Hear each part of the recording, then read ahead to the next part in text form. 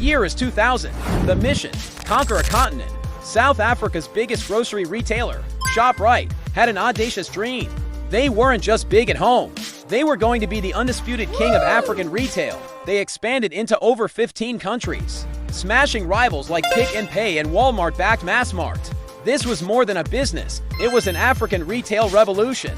But every empire, no matter how grand, faces its Achilles heel, and for Shoprite, the cracks started to appear on the balance sheet. Now, decades later, the dream is over. The retail giant is making a decisive, heartbreaking retreat, closing operations in Ghana and Malawi, the 6th and 7th markets they've abandoned in just 4 years.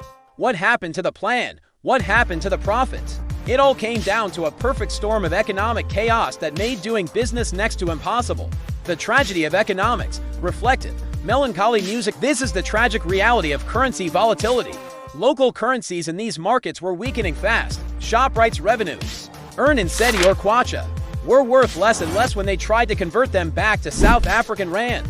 But the costs, though, the costs were relentless. They're big stores. The rent was often pegged to the US dollar as the local money sank. Their rent effectively doubled, tripled, a crushing expense. On top of that, essential goods had to be imported, hit by punishing duties and insane inflation up to 32% in Malawi. They were building a modern retail empire on a foundation of shifting sand. For the local economies, the retreat is devastating. It means job losses and a reduction in a reliable source of quality goods. It's a tragedy for the local staff who built this brand.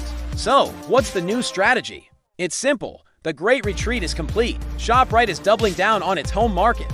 They are consolidating resources, streamlining operations, and pouring money back into South Africa, where the supply chains are secure and the currency is more stable.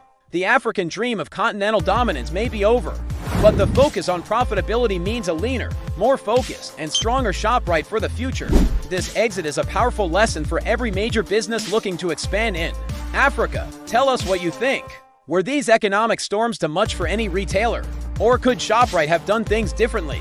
Let us know in the comments. Don't forget to like, subscribe, and hit that notification bell for more deep dives into the world of business.